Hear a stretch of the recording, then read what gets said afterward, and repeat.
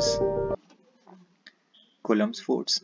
So normally we write Coulomb's force as Q1 Q2 over 4 pi epsilon naught r square.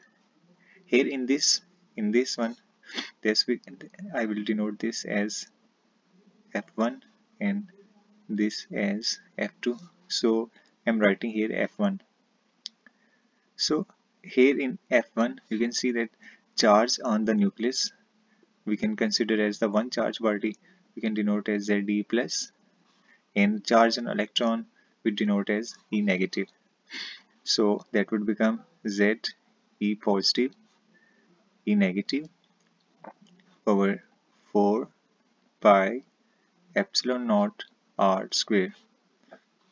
Epsilon naught is a constant, is also called the permittivity constant, and its value is, I will write over here, epsilon naught is equal to 8.84 multiplied by 10 raised to the power minus 12 Coulomb square joule minus 1 per meter.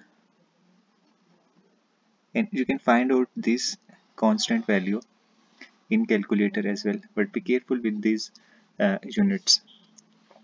R is the radius that we need to find out, and in this formula we can also write it like F is equal to these two signs, E plus E minus. Don't cancel these signs, these are just indicating the charges. One is positive charge, one is negative charge. So we can write like Z E square over 4 pi epsilon naught r square. So that's our expression for F1. So the other value, this you can write it this the one form, or we can write it as equation 1. You can see that the other force that is acting on this one electron is the centrifugal force, and the expression for centrifugal force is F is equal to mv square over r. So you can see that electron is balanced, only able to revolve in this orbit when both the forces are balanced. So under that circumstances, this one I will write it as F2. This is F2 and this is F1. When both the forces are equal, then the electron would be able to revolve in this orbit. So we can write like this: F1 is equal to F2. So that F1 is Ze square over 4 pi epsilon naught r square is equal to mv square over r. So from this expression you can see that this r square and this r gonna cancel out. So the expression would become Ze square over 4 pi epsilon naught r is equal to mv square. So in this whole expression, Z is the atomic number, like for hydrogen it's 1. That's the charge that we need to we can find out using the calculator. It's a constant value. Then 4 constant, pi constant, epsilon naught constant.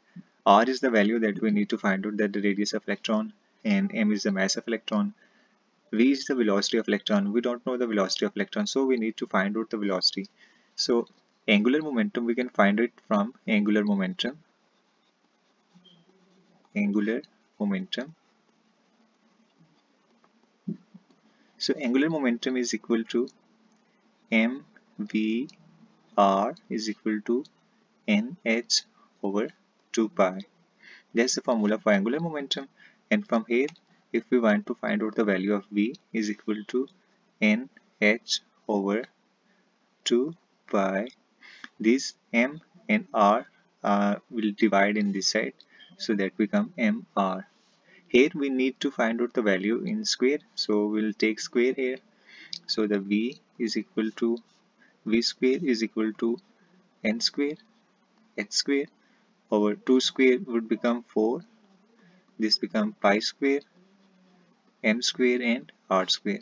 That's the value of velocity. So we're gonna place this value in this expression. So the result would be z e square over 4 pi epsilon naught r is equal to m, and I'm going to use different color for this so that you would be able to understand the velocity value. So that would be n square h square over 4 pi square m square and r square.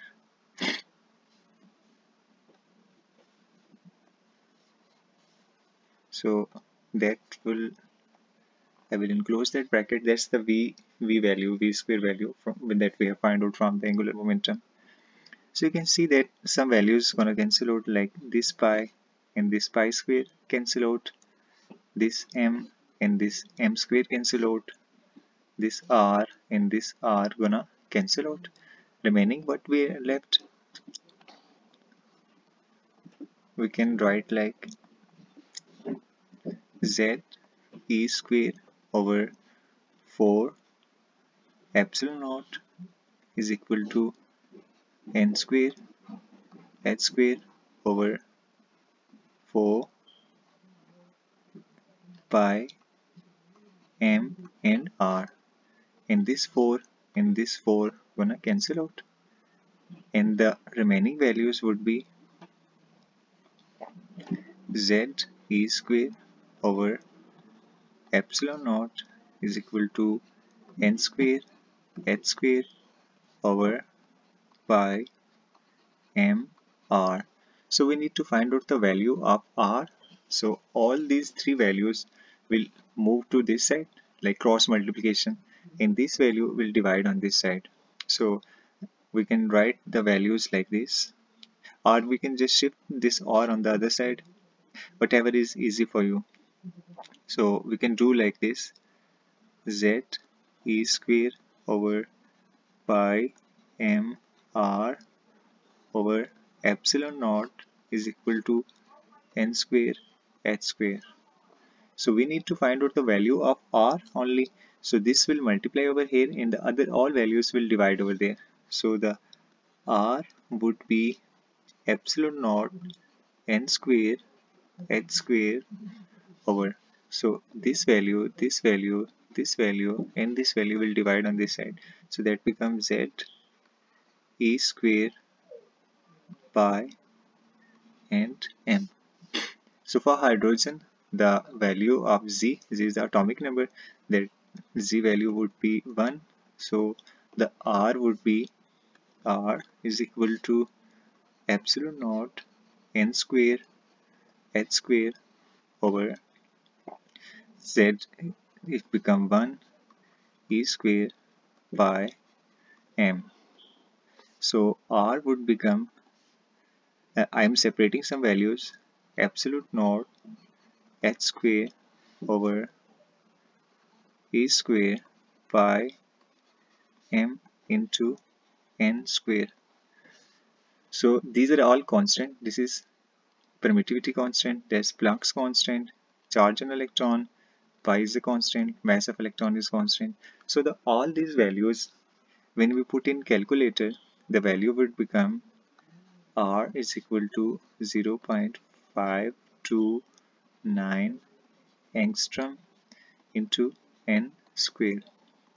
So angstrom means 10 to the power minus 12, and n square means the radius. If it's in the first energy level, n indicates the energy level.